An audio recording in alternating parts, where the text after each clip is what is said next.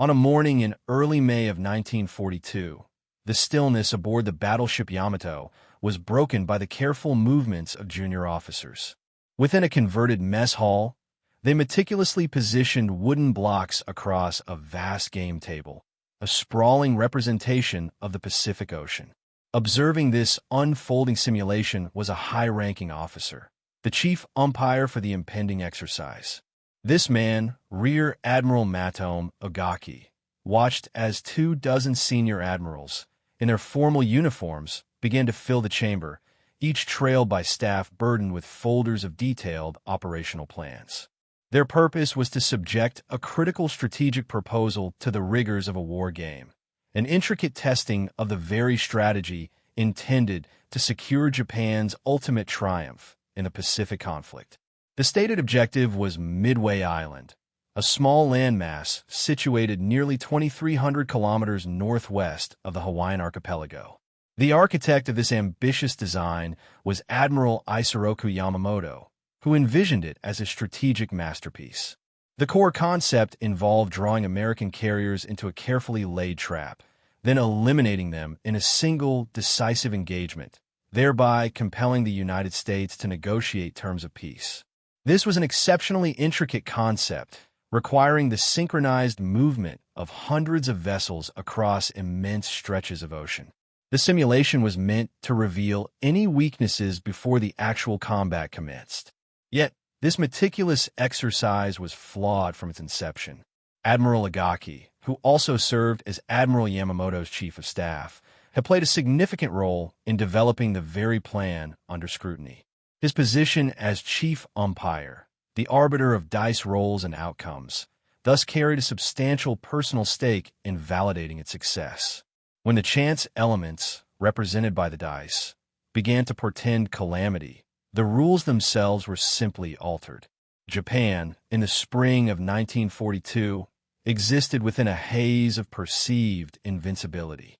Over a mere 6 months, the Imperial Navy had expanded its dominion across an immense territory, stretching from the Aleutian chain to the oil-rich Dutch East Indies.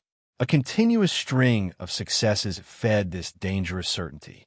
Just 5 months prior, in December 1941, a striking force of 6 Japanese carriers had delivered a devastating blow to Pearl Harbor, leaving 8 battleships sunk or crippled and resulting in the loss of over 2,400 American lives.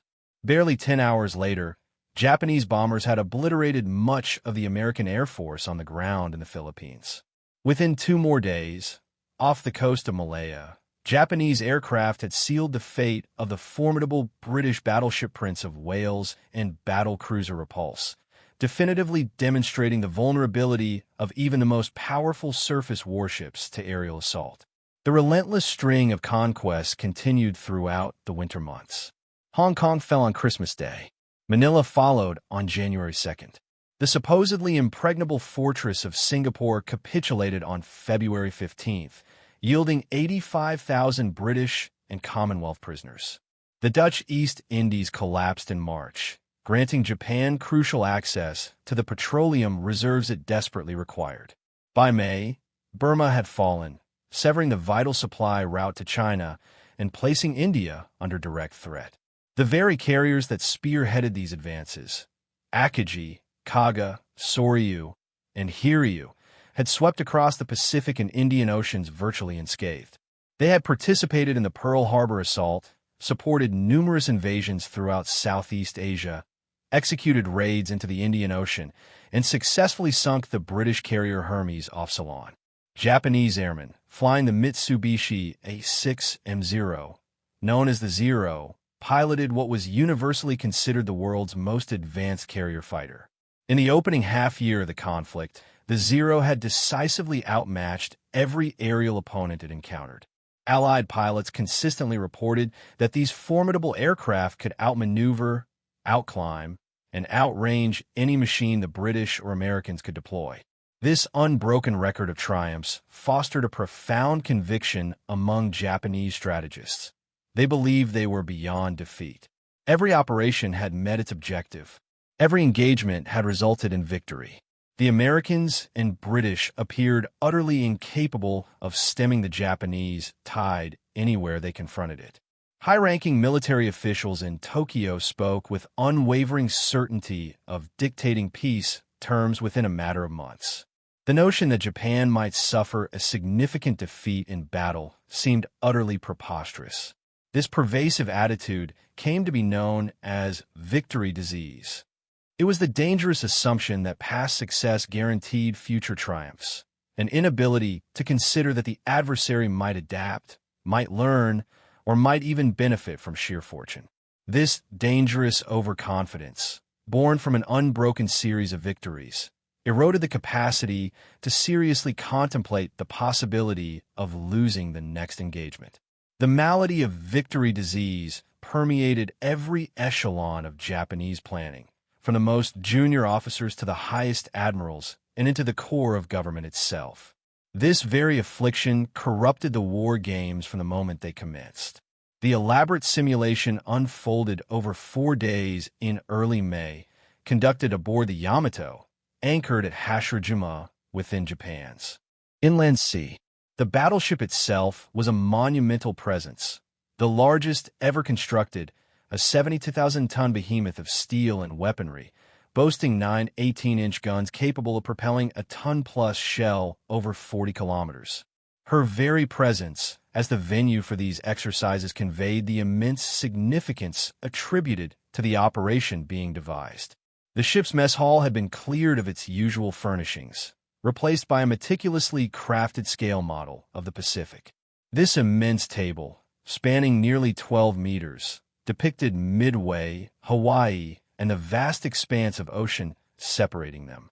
Wooden blocks, each labeled with the name and class of a vessel, represented the various ships. Colored pins meticulously tracked positions and movements. Dice rolls introduced the crucial element of chance, mimicking the unpredictable nature of actual warfare. Multiple umpires, each assigned responsibility for different aspects of the simulation, surrounded the table. Their duties included rolling dice, consulting detailed damage charts, calculating fuel consumption, and determining the outcomes of simulated engagements. The war game was designed to be exhaustive, encompassing not merely the carrier clash but the entire operational scope. This included the diversionary assault on the Aleutian Islands, the precise movement of the invasion force toward Midway, the strategic deployment of submarines to intercept any American reinforcements, the preliminary bombardment of Midway by battleships, the actual landing of ground troops, and the subsequent establishment of air bases on the newly acquired island. Every single phase of the planned operation was to be rigorously tested on this game table, long before a single ship departed its port. The theoretical objective was to fight the battle on paper first, to uncover potential problems and rectify them before real vessels and living men faced the crucible of actual combat. An honest war game could expose flaws in timing, reveal logistical weaknesses, and pinpoint tactical vulnerabilities. A well-conducted simulation possessed the potential to save countless lives by preventing the execution of fundamentally unsound plans. In practice, however, these exercises rapidly degenerated into a mere formality, a scripted performance designed to rubber-stamp a plan that senior commanders had already sanctioned. No one truly desired to discover problems. Everyone sought confirmation that the operation would unfold precisely as conceived. The war games had thus become a ritual, stripped of any genuine testing purpose. The commander of the crucial carrier strike force, the 4 flat tops destined to assault Midway and engage the American fleet, was Vice Admiral Chuchi Nagumo. He had led the audacious attack on Pearl Harbor, a man of experience and competence, yet acutely aware of the deep distrust emanating from combined fleet headquarters. Yamamoto's staff had previously criticized him for failing to launch a 3rd strike at Pearl Harbor and for not relentlessly pursuing and annihilating the American carriers that had escaped the initial onslaught. Nagumo understood his precarious position. Consequently, when the war games commenced, he remained largely silent, refraining from probing questions or expressing any objections. Conversely, Vice Admiral Nobute Kondo, commanding the invasion force. The transports and support vessels tasked with landing troops on Midway after the carriers had neutralized American defenses proved more vocal. He immediately identified significant weaknesses within the proposed plan. He questioned the logistics of resupplying Midway after its capture. The island lay nearly 2,300 kilometers from the nearest Japanese base. Maintaining a garrison so far forward would necessitate a constant stream of convoys, making them highly susceptible to submarine attacks. If sustained supply proved impossible, a withdrawal would become inevitable, rendering the entire operation futile. Yamamoto's staff conceded that resupply might indeed be challenging, perhaps even unfeasible. Nevertheless, the plan had already received official approval. Kondo's legitimate concerns were acknowledged, then disregarded. The initial day of the simulated conflict unfolded smoothly. Japanese forces advanced exactly as scheduled. American responses mirrored precisely what had been predicted. Umpires meticulously rolled dice to determine the outcomes of engagements, consistently ruling in favor of the Japanese forces. Whenever a dice roll indicated potential Japanese losses, Admiral Agaki directly intervened, either reducing the damage or eliminating it entirely. The pivotal moment arrived on the second day. The game scenario had advanced to the point where Nagumo's carriers were launching their attack against Midway Island. Japanese aircraft were engaged in bombing the airfield, while the carriers prepared for a subsequent strike. It was then that the American player, a junior officer whose name would ultimately remain unrecorded, executed an unexpectedly aggressive maneuver. He committed land-based bombers from Midway to attack the Japanese carriers precisely when their own aircraft were airborne. In an actual combat situation, this represented the precise type of opportunistic strike capable of devastating a carrier force. Carriers are at their most vulnerable when their aircraft are aloft, with flight decks crowded with armed and fueled planes either preparing for launch or returning for recovery. A well-timed aerial assault on a carrier deck, amidst highly flammable aviation fuel and live ordnance, could trigger a catastrophic chain reaction.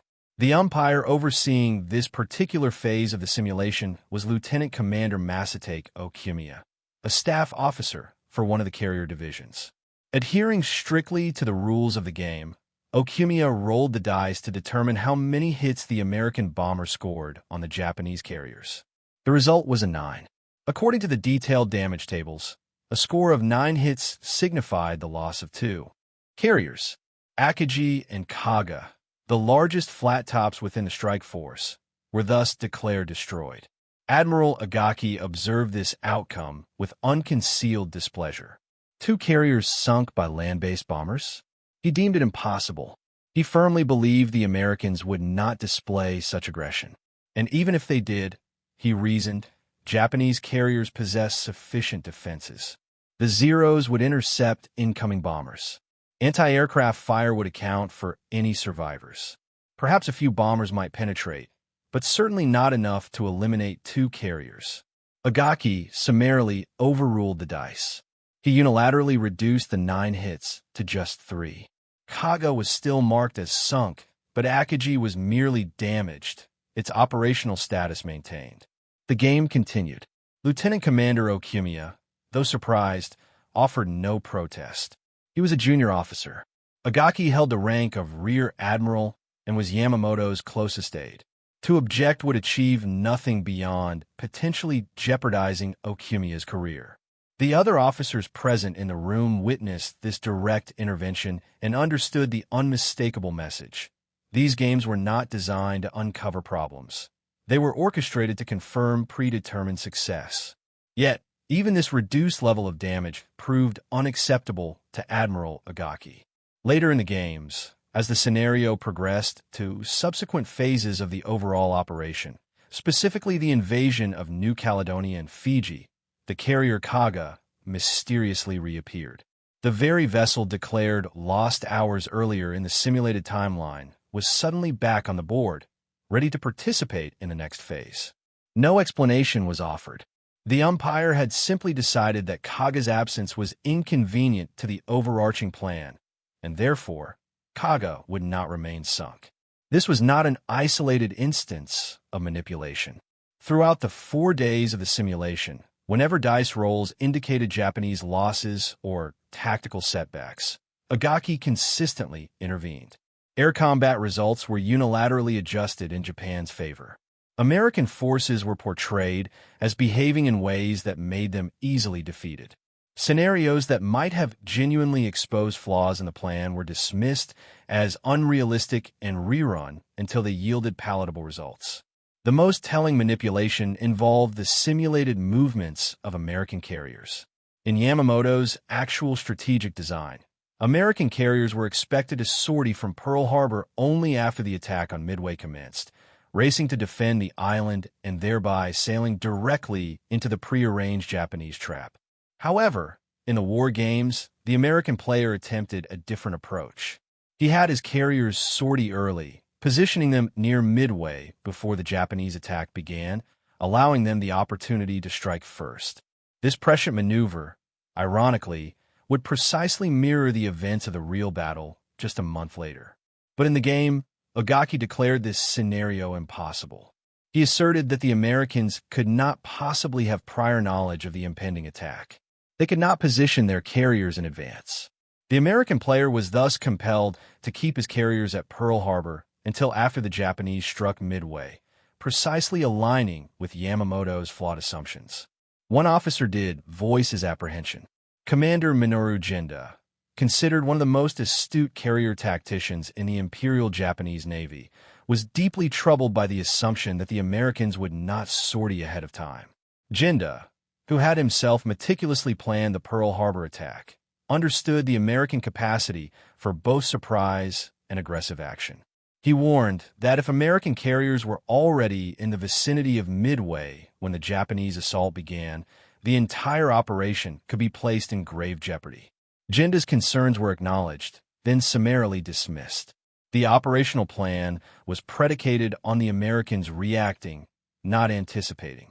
To alter this fundamental assumption would necessitate a complete redesign of the entire operation. No one was willing to undertake such a task. The games had already served their purpose, to validate the existing plan. Questions were unwelcome. By the conclusion of those 4 days, the war games had confirmed precisely what the senior officers desired. The Midway operation, they confidently believed, would succeed. American carriers would be annihilated. Japan would secure a decisive victory, forcing the United States to negotiate peace. Officers departed the Yamato convinced of the plan's soundness. The fundamental problem, however, was that this pervasive confidence rested upon a foundation of fundamental untruths. The first such deception involved the reliability of Japanese intelligence capabilities. In reality, American cryptanalysts had already achieved a critical breakthrough. They had successfully deciphered the Japanese naval code, designated Jan 25. Since the early months of 1942, a dedicated team, led by Commander Joseph Rockefort at Station HYPO in Hawaii, had been diligently reading fragments of Japanese radio traffic. By April, they possessed definitive knowledge that Japan was preparing a significant operation against a target identified only by the code name F. Rockefort was convinced that AF referred to Midway, but Washington maintained a differing opinion. To unequivocally prove his assertion, Rockefort orchestrated a deceptively simple stratagem. He instructed the base at Midway to transmit an unencrypted radio message, falsely reporting a breakdown in their water distillation plant and a severe shortage of fresh water on the island. It was a complete fabrication, but Japanese intelligence intercepted the message and unwittingly accepted its veracity. 2 days later, on May 22nd, American code breakers intercepted a Japanese intelligence report stating that AF was experiencing a water shortage. Rockefort now had irrefutable proof. AF was indeed Midway. The Americans knew not only where the attack would materialize, but also its approximate timing. Japan, tragically, remained completely unaware that its most secret communications were being read. The war games conducted aboard. The Yamato proceeded under the erroneous assumption that strategic surprise was an absolute certainty. Yet, That element of surprise had already been irrevocably lost. The core premise of Yamamoto's entire plan was compromised long before the first ship had even left port. The second critical untruth concerned the true strength of American carrier forces. In the Battle of Coral Sea, fought in early May, Japanese and American carrier task forces had engaged in a naval battle unlike any before, one where the opposing warships never once visually sighted each other. All combat was conducted solely by aircraft. This engagement formed part of Japan's operation to seize Port Moresby in New Guinea, a move designed to threaten Australia and expand Japanese control across the South Pacific. The battle spanned 2 days. On May 7th, American aircraft successfully sank the light carrier Shoho. On May 8th, both sides launched major strikes.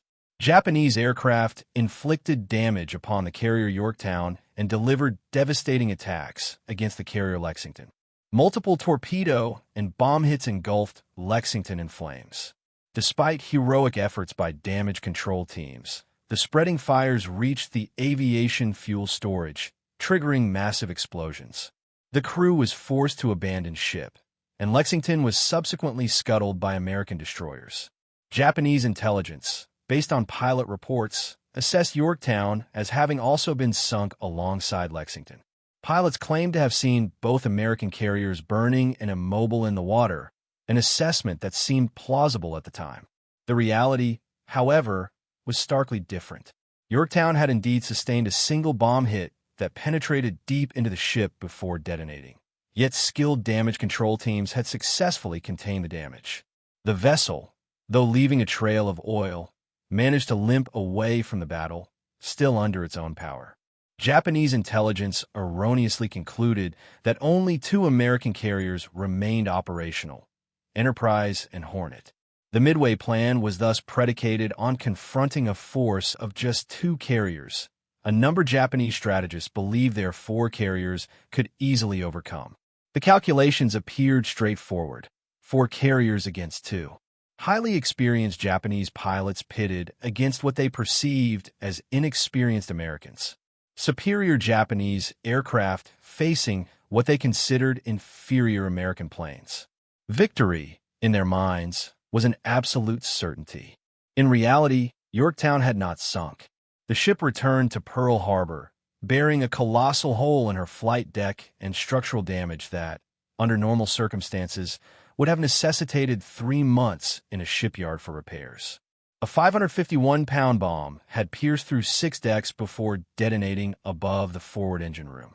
The ensuing explosion obliterated 6 watertight compartments, claimed the lives of 66 men, crippled the elevator machinery, disabled the radar and refrigeration systems, and opened seams along 30 hull frames.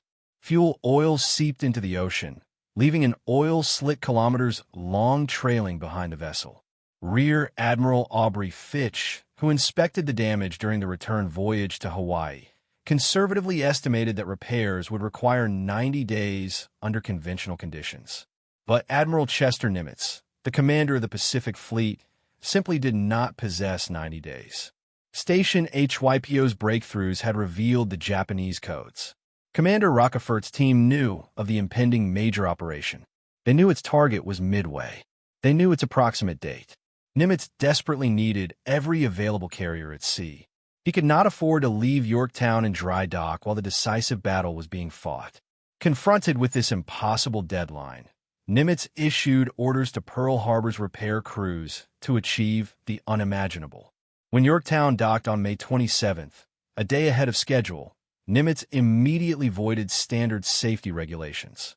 Typically, a ship of her class would undergo a full day of purging aviation fuel from its storage tanks before entering dry dock. Nimitz ordered the vessel directly into dry dock number 1, with fuel still aboard. Over 1,400 shipyard workers swarmed the Yorktown, toiling relentlessly, 24 hours a day for 72 consecutive hours.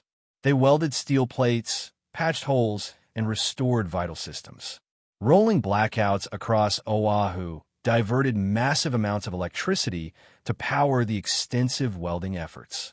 On May 30th, just 3 days after its arrival in port, Yorktown put to sea, with some repair crews still on board, completing their work as the ship steamed toward battle.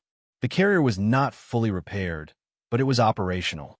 Japan, consequently, would face 3 carriers, not the anticipated 2. The third fundamental deception concerned the timing of American movements. Yamamoto's blueprint assumed that American carriers would not sortie until after the attack on Midway had commenced. These carriers were presumed to be safely harbored at Pearl Harbor, nearly 2,300 kilometers distant. Even if they departed at maximum speed the moment the Japanese assault began, they could not possibly arrive until the second or third day of the battle. By then, Japanese forces would have secured the island and established defensive positions. However, Nimitz possessed precise knowledge of when the attack was coming. He dispatched Enterprise, Hornet, and the hastily repaired Yorktown to sea days before the Japanese fleet even departed, positioning them northeast of Midway at a pre-designated rendezvous point, codenamed Point Luck. Therefore, on the morning of June 4th, when Nagumo's carriers launched their initial strike against Midway, American carriers were already in position, just 300 kilometers away, poised to strike. The true battle commenced exactly 1 month after the war games concluded. At 4:30 on June 4th, 1942, Nagumo initiated the first strike against Midway. 36 dive bombers, 36 torpedo bombers, and 36 Zero fighters roared toward the island. Simultaneously, his carriers prepared a second wave, armed with torpedoes, ready to engage American ships should they appear. At the same time, Nagumo launched 7 reconnaissance aircraft to locate American forces. This search, however, was fundamentally disorganized. Too few aircraft covered too vast an ocean, flying in unfavorable weather, and suffered from mechanical problems that caused critical delays. Notably, 1 scout plane from the cruiser tone was held back by 30 minutes, a delay that would ultimately prove catastrophic. The attack on Midway inflicted damage, but critically failed to neutralize the island's defenses. The strike leader radioed back, unequivocally stating that a second attack was essential.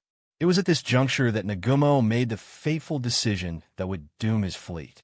He issued orders for the second wave of aircraft, originally armed with torpedoes for ship attacks, to be rearmed with bombs for land targets. Deck crews immediately began the arduous task, removing torpedoes, lowering planes to the hangar deck, swapping weaponry, then bringing the aircraft back up. It was a scene of intense, organized chaos, and it rendered the carriers acutely vulnerable. At 7:28, one of Nagumo's belated scouts finally reported sighting American vessels. The message was vague, offering no indication of the presence of carriers. Nagumo hesitated. Should he continue rearming for a second strike on Midway, or should he shift preparations to attack American ships? He ordered the rearming to cease, then abruptly reversed his decision when a follow-up message unequivocally confirmed the presence of American carriers. Now, the rearming process had to begin anew, placing torpedoes back on aircraft that had just been loaded with bombs. More precious time was lost. More confusion ensued. By mid-morning, Nagumo's flight decks were dangerously cluttered with armed and fueled aircraft, ammunition, and live ordnance. This was precisely the scenario the war games should have identified as critically hazardous. It was the exact situation Lieutenant Commander Okumiya's dice roll had predicted. But because Admiral Agaki had dismissed that outcome as unrealistic, no precautions whatsoever had been implemented. American attacks began at 9:30. Torpedo bombers from Hornet, Enterprise, and Yorktown pressed their assaults with a desperate, suicidal bravery. The obsolete Douglas TBD Devastator was notoriously slow and poorly armed. These aircraft possessed a maximum speed of just 185 kilometers per hour when carrying a torpedo, making them easy targets for the faster, more agile Zeros. Japanese fighters mercilessly slaughtered them. Torpedo Squadron 8 from Hornet initiated the assault. 15 Devastators, led by Lieutenant Commander John Waldron, flew directly toward the Japanese carriers without any fighter escort. Before takeoff, Waldron had told his pilots that if even a single aircraft survived to launch its torpedo, the mission would constitute a success. His grim prediction proved horrifyingly accurate. Zeros swarmed the sluggish torpedo bombers. One by one, the devastators were shot down. Some crashed in fiery explosions, others disintegrated in midair. A precious few managed to release their torpedoes before being hit, but the weapons ran too slowly, and the Japanese carriers easily evaded them. All 15 aircraft were destroyed. Only one man, Ensign George Gay, survived, floating in the vast ocean for 30 hours, observing the battle raging around him, concealing himself under his seat cushion when Japanese ships passed dangerously close. Torpedo Squadron 6 from Enterprise attacked next. 14 devastators approached from a different angle. The outcome remained the same. Zeros pounced. Anti-aircraft fire filled the sky. 10 of the 14 aircraft were shot down. Not a single torpedo found its mark. Then came Torpedo Squadron 3 from Yorktown, the only squadron that possessed fighter escort. Even with accompanying Wildcat fighters attempting to protect them, 12 of 13 devastators were obliterated. The carnage was nearly complete. Of 41 devastators that launched their attacks, only 6 returned. Not one torpedo hit. The immense sacrifice appeared, at that moment, meaningless. The pilots and gunners who undertook these missions understood they were likely flying to their deaths, yet they pressed their attacks relentlessly. Some descended so low their propellers kicked up spray from the ocean surface. Some closed to such proximity with the Japanese carriers that they could discern individual sailors on deck scrambling to their battle stations. The torpedoes they carried, obsolete Mark 13 models, were notorious for running too slow, too deep, and frequently failing to detonate even upon impact. Still, the crews attacked, fully aware that their chances of survival were almost nil, clinging to the hope that their sacrifice might just create an opening for someone else. And in a crucial, unforeseen way, it did. The relentless torpedo attacks had drawn Japanese fighters down to low altitude, scattering the crucial combat air patrol across kilometers of ocean. The carriers lay exposed, and high above, entirely invisible to Japanese lookouts whose attention was riveted on the torpedo bombers below. Dive bombers from Enterprise and Yorktown began their assault runs. Lieutenant Commander Wade McCluskey from Enterprise had been tirelessly searching for the Japanese fleet for over an hour. Burning fuel his squadron could ill afford to spare. At 10 o'clock, with fuel dangerously low and contemplating the order to turn back, McCluskey made a critical, intuitive decision. He spotted the Japanese destroyer Airasure, racing northeast to rejoin the fleet after hunting for the American submarine Nautilus. McCluskey made the audacious choice to follow the destroyer's wake. At 10:22, McCluskey led 37 Douglas SPD Dauntless dive bombers from Enterprise into a nearly vertical plunge toward the Akagi in Kaga. A mere 2 minutes later, Lieutenant Commander Maxwell Leslie guided 17 more Dauntless from Yorktown toward the Soryu. The Japanese carriers received no warning. Their fighters were still at sea level, chasing the last of the torpedo bombers. Their anti-aircraft gunners were fixated downwards. No one saw the dive bombers until bombs were already hurtling earthward. The entire, devastating attack lasted just 5 minutes. In those 5 minutes, the trajectory of the Pacific War was irrevocably reversed. Kaga absorbed 4 direct bomb hits. The first pierced the flight deck near the forward elevator. The subsequent 3 straddled the midship elevator. All 4 bombs detonated amidst aircraft undergoing rearming on the hangar deck. Aviation fuel ignited explosively. Torpedoes detonated in a chain reaction. Ammunition began to cook off. Within minutes, the carrier's interior transformed into a raging inferno. Firefighting efforts proved futile. 800 men perished. The surviving crew abandoned ship. Kaga slipped beneath the waves that evening. Akagi sustained only a single bomb hit, which struck the flight deck close to the midship elevator. Yet the damage was catastrophic. The bomb exploded amidst armed aircraft awaiting launch.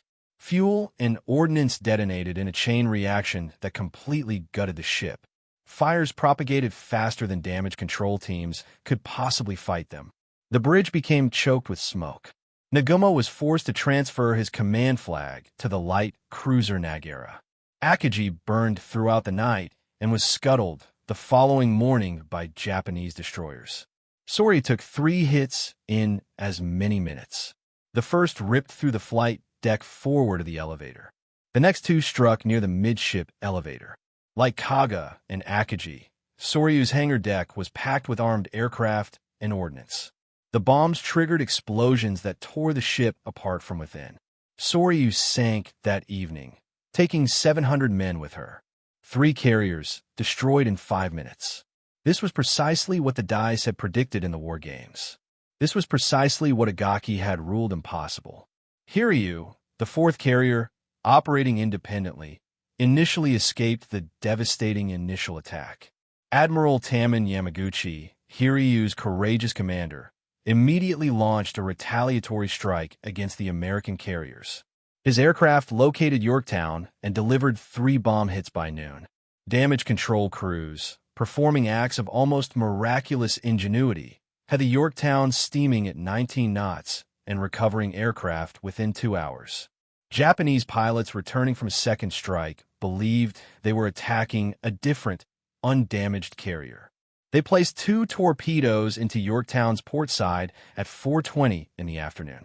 This time, the damage was too severe to overcome. The ship lost all power and developed a severe 23-degree list. Captain Elliot Buckmaster gave the order to abandon ship. Later that afternoon, dive bombers from Enterprise discovered Hiryu and struck her with 4 bombs. Like the other carriers, Hiryu was doomed by uncontrollable fires and secondary explosions. She sank the following morning. Admiral Yamaguchi chose to go down with his ship. By the close of June 4th, Japan had lost all 4 carriers that had participated in the attack on Pearl Harbor. Approximately 3,000 Japanese sailors and pilots were dead, including a substantial number of the fleet's most experienced and highly trained aviators. The carriers themselves could eventually be replaced. The irreplaceable pilots, however, could not. It required years to train a carrier pilot to the level of skill Japan had lost in a single devastating day.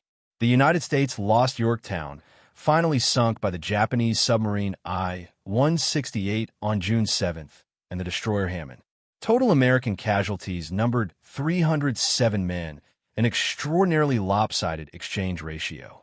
Japan had gambled everything on a single, decisive battle and had lost catastrophically. The battle's outcome hinged on timing measured in minutes and decisions made in seconds. Had Tone Scout plane launched precisely on schedule, rather than its 30-minute delay, Nagumo would have received earlier intelligence of the American carriers and might have adjusted his preparations. Had American dive bombers arrived 10 minutes earlier or 10 minutes later, Japanese fighters might have been in a position to intercept them. Had Nagumo not repeatedly altered his rearming orders, his flight decks would not have been so dangerously exposed when the bombs began to fall. But the deeper, more fundamental cause of the disaster lay in the pervasive overconfidence cultivated during those 4 days of war games aboard the Yamato. Because Agaki had overridden the dice, Japanese planners never seriously contemplated the extreme vulnerability of carriers rearming aircraft under combat conditions. They failed to develop rapid launch procedures that would keep flight decks clear. They did not position carriers with greater separation to prevent a single attack from hitting multiple ships. They made no efforts to improve reconnaissance to detect American carriers earlier. Because uncomfortable scenarios were summarily dismissed as unrealistic, the Japanese fleet sailed into battle utterly unprepared for the precise situation they encountered. The junior officer who played the American side in the war games, the anonymous individual who boldly sent land-based bombers against Japanese carriers during their most vulnerable phase, had predicted the battles unfolding more accurately than Japan's most senior admirals. But no one listened to him, because the scenario was officially ruled impossible by an umpire who adamantly refused to accept that Japan might suffer a loss. Japan immediately attempted to conceal the full scale of the catastrophe. Radio Tokyo broadcast claims of a great victory at Midway. The Japanese public was informed that American forces had been driven back with heavy losses. No mention was made of the 4 lost carriers.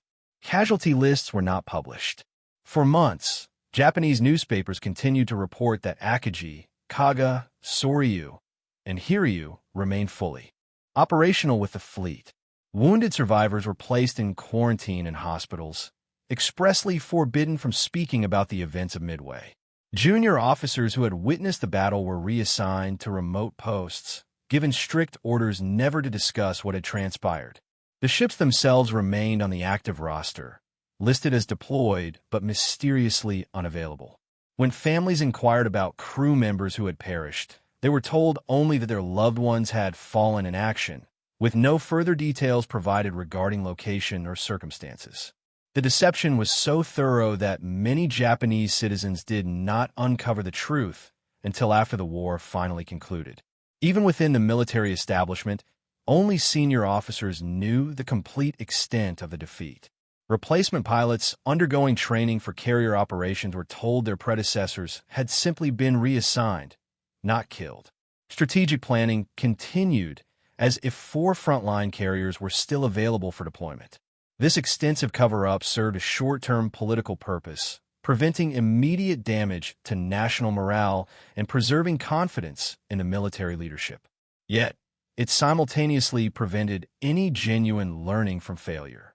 If junior officers remained ignorant of the actual events at Midway, they could not develop new tactics to prevent a recurrence.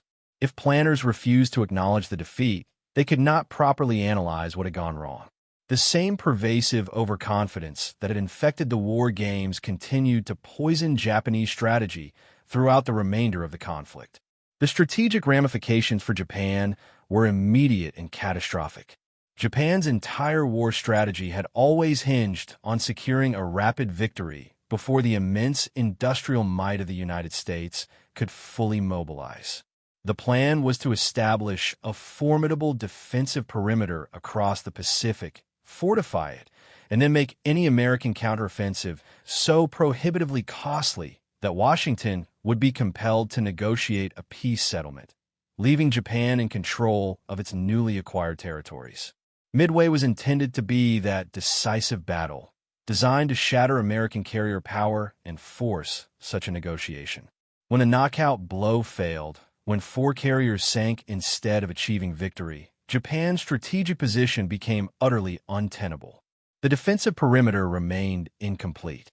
American carriers persisted as an active, potent threat, and now Japan had irrevocably lost 4 fleet carriers, over 300 aircraft, and nearly 3,000 highly trained personnel, including irreplaceable veteran pilots. These losses could not be recouped quickly enough to alter the course of the war. American forces, barely 2 months after Midway, began offensive operations at Guadalcanal in August of 1942. The landing caught Japan entirely by surprise. For 6 brutal months, both sides poured immense resources into the desperate struggle for the island and the surrounding waters. Japan fought ferociously to retain Guadalcanal, but without carrier superiority, every subsequent engagement became exponentially more difficult. The naval battles around Guadalcanal throughout late 1942 and early 1943 cost Japan 2 more carriers, Ryujo and Hayo, along with hundreds more irreplaceable pilots. Cruisers and destroyers engaged in savage night battles in Iron Bottom Sound, a name earned from the sheer number of ships sunk, their wreckage carpeting the seafloor. Meanwhile, American shipyards were launching new carriers at an astonishing pace, a rate Japanese planners had considered impossible. The Essex-class fleet carriers were massive vessels, displacing 36,000 tons, capable of carrying nearly 100 aircraft, and designed to absorb immense punishment. The first Essex-class carrier joined the fleet in December of 1942, less than 6 months after Midway.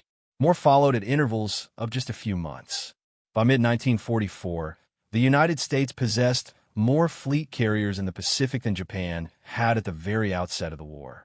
smaller escort carriers, constructed on merchant ship hulls using mass production techniques, rolled off production lines even faster. While these vessels could not rival fleet carriers in aircraft capacity or speed, they provided invaluable air cover for convoys, supported amphibious landings, and hunted submarines. American shipyards launched escort carriers at a rate of one every few weeks. By 1944, the United States Navy commanded over 100 escort carriers in service. The industrial capacity that had seemed irrelevant in May of 1942 became the decisive factor by 1944. American factories churned out aircraft by the tens of thousands. In 1944 alone, American industry constructed nearly 100,000 aircraft of all types. Training programs graduated hundreds of new pilots every month. The United States possessed such immense productive capacity that damaged ships were repaired in weeks rather than months. Lost aircraft were replaced faster than they could be shot down, and pilot losses were made good from a seemingly inexhaustible pool of trained aviators. Japan could not possibly match this output. Its industrial base was smaller. Resources became increasingly scarce. Shipyards struggled to complete new carriers amidst fierce competition for steel, labor, and materials. Aircraft factories operated under the constant threat of aerial attack as American bombers penetrated deeper into Japanese territory. The pilot training program, already strained by heavy combat losses, could not replace them quickly enough while maintaining critical quality standards. By the Battle of the Philippine Sea in June of 1944, Japanese carrier air groups were staffed with inexperienced pilots who stood no chance against battle-hardened American aviators. The inevitable result was a massacre the Americans famously dubbed the Great Marianas Turkey Shoot. Admiral Agaki, though his internal reputation quietly suffered among those privy to the truth, survived Midway. He continued his service as Yamamoto's chief of staff through 1943. In April of that year, American P-38 fighters, guided by meticulously decoded Japanese radio traffic, intercepted and shot down Yamamoto's aircraft over Bougainville.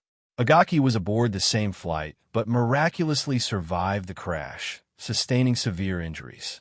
After months of recuperation, Agaki went on to command battleship divisions and various shore bases.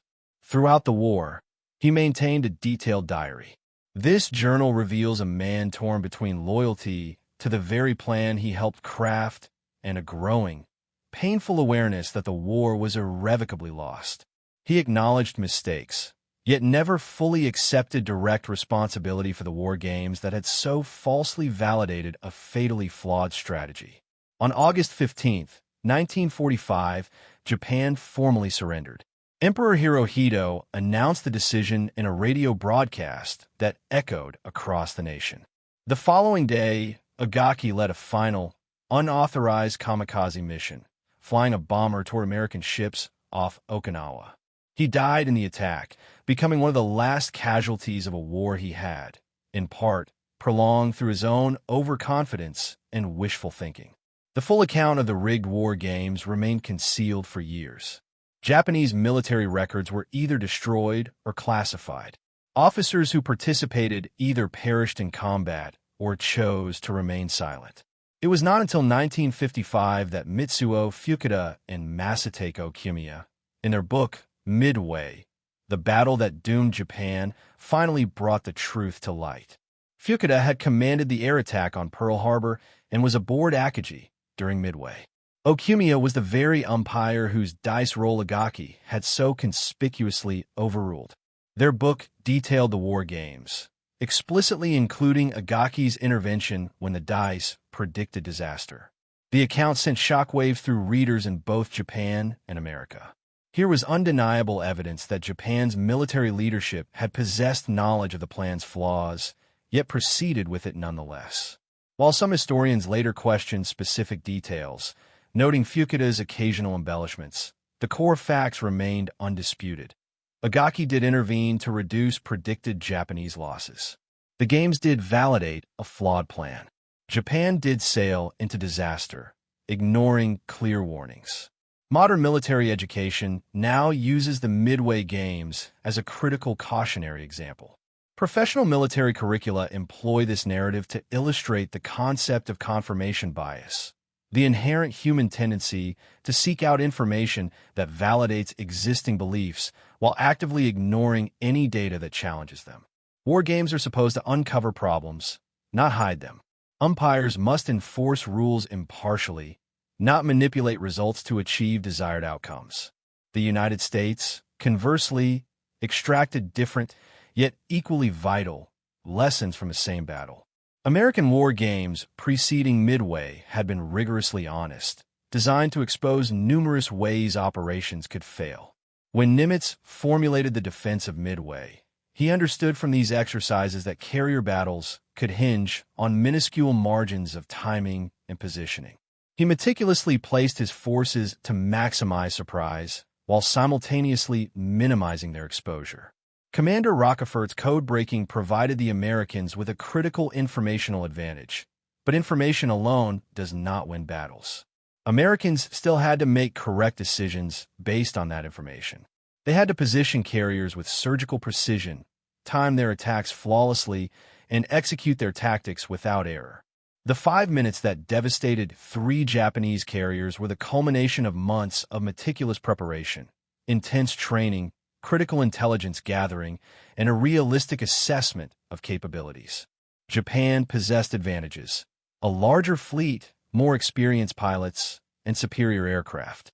But Japan was also plagued by overconfidence, rigid planning, and a leadership unwilling to question fundamental assumptions. When the dice predicted disaster during the war games, Agaki changed the dice. He did not change the plan. When reality proved the dice were correct, it was far too late. The lesson extends far beyond military strategy, speaking to fundamental challenges in all organizational decision-making. Any organization confronting complex challenges must honestly assess risks and actively welcome uncomfortable news. The moment an organization begins to believe its own propaganda starts dismissing inconvenient data because it contradicts preferred outcomes or begins to punish messengers who deliver warnings, that organization is charting a direct course toward catastrophe.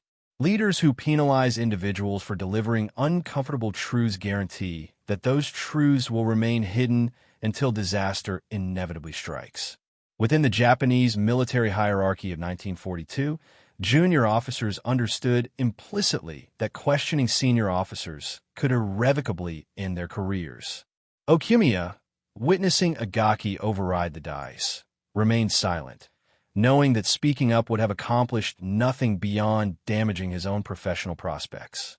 How many other officers recognized problems but remained silent for precisely the same reason? How many valid concerns were never even voiced because the prevailing culture actively discouraged dissent?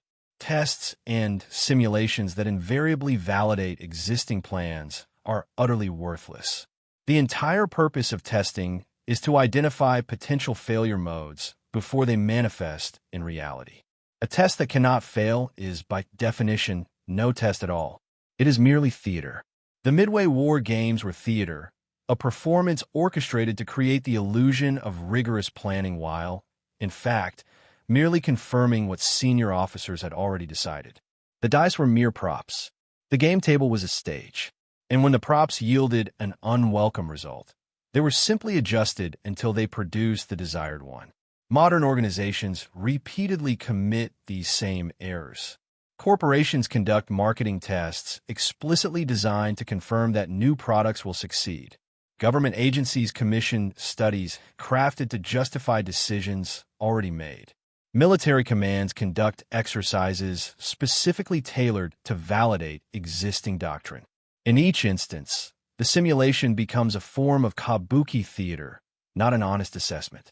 And when reality eventually intervenes, when the product fails, or the policy backfires, or the doctrine proves incorrect, everyone feigns surprise. The warning signs are invariably consistent. When challenging questions are discouraged, when devil's advocates are perceived as disloyal, when best-case scenarios are treated as the most probable outcomes, when pessimistic forecasts are dismissed as negativity, when tests are designed to pass rather than to reveal underlying problems. These are all symptoms of the same insidious disease that infected Japanese planning in 1942. If Igaki had accepted the original dice roll, if he had permitted two carriers to remain sunk in the war game, Japanese planners might have recognized the profound vulnerability of carriers rearming aircraft under actual combat conditions. They might have developed procedures for rapid launch that kept flight decks clear.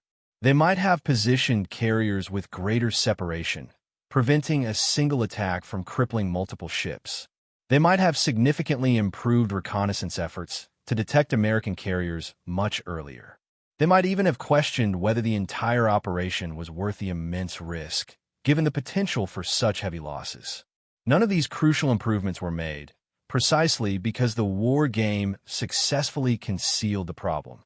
The plan moved forward, carrying a fatal flaw that everyone should have seen but no one acknowledged, because acknowledging it would have necessitated admitting the plan was flawed, which in turn would have required changing the plan, which ultimately would have compelled senior officers to admit they had been wrong.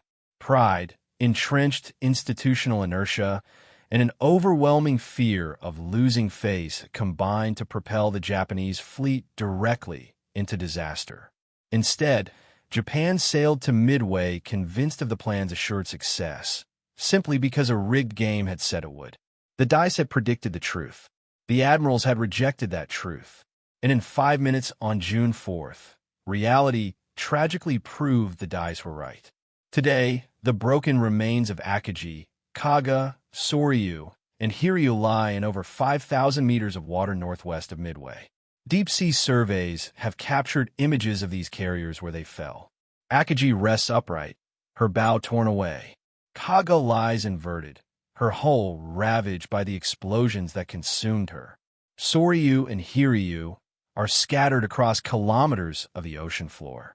They remain designated war graves, protected by international agreement, visited only by remotely operated vehicles that quietly document their condition for historical study, their silence a testament to a truth once denied.